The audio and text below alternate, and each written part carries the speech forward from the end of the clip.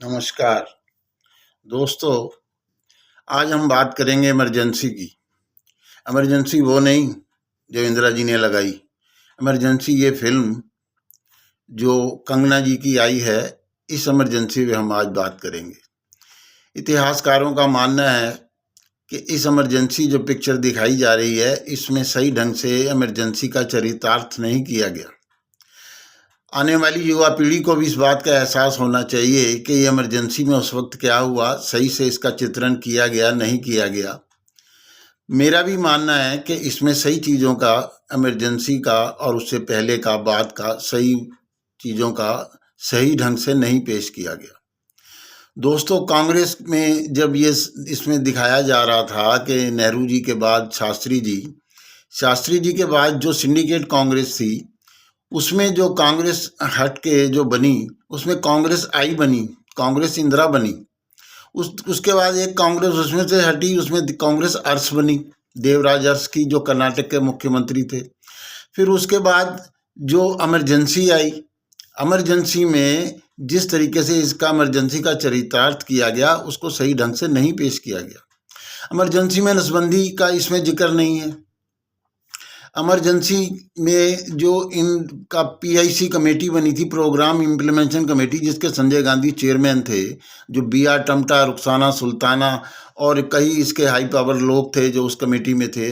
और ये जो बुलडोजर यूपी में अभी क्या चल रहा है, जो तब बुलडोजर चले थे। उसके बाद जो एक सफ्तर जंग दिखाया गया, वो एक सफ्तर जंग भी रोड जो इंदिरा जी वो 1980 के बाद उसमें आई। 1980 से पहले इंदिरा परिवार कहाँ रहा? संजय गांधी, राजीव गांधी, मेनका गांधी, सोनिया गांधी, वो किसी को भी इसका जिक्र नहीं होगा। वो जगह थी 12 विलेंडिंग क्रिसेंट। वहाँ जहाँ जब तक जनता पार्टी की सरकार रही, चौधरी चरण सिंह भी जब तक प्रधानमंत्री रहे, ये इंदिरा परिवार, गांधी परिवार उसी 12 विलेंडिंग क्रिसेंट में रहा। और संजय गांधी का भी जिस तरीके से इसमें दर्शाया गया, इसमें भी कई खामियां हैं। संजय गांधी को भी ठीक ढंग से नहीं पेश किया गया।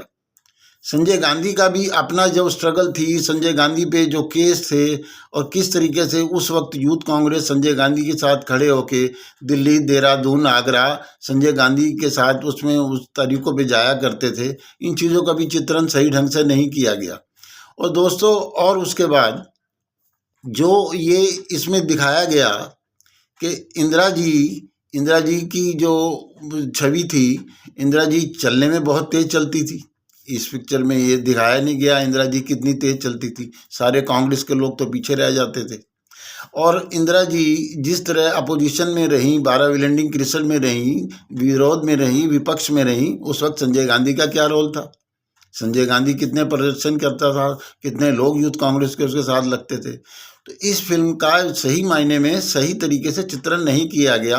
जो युवा पीढ़ी, अब नसबंदी की जो बात थी, उस वक्त नसबंदी में डालडा घी 2 किलो और घड़ी दीवार पे टांगने वाली और 150 रुपये देते थे, और उसमें कितनी लोगों की ज़बरदस्ती थी, उसका चित्रण सही ढंग से नहीं किया गया।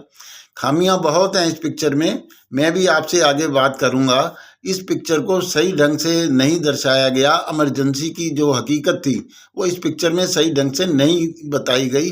तभी इतिहासकार ने कहा कि ये जो युवा पीढ़ी है, आने वाली युवा पीढ़ी और आज की युवा पीढ़ी, इसको सही ढंग से इसका मार्गदर्शन मिलना चाहिए कि इमरजेंसी में उस वक्त क्या क्या हुआ। इस बात का जो था, जो कुछ मुझे बातें थी जो मेरे जहन में थी, वो मैंने आपको आज शेयर की।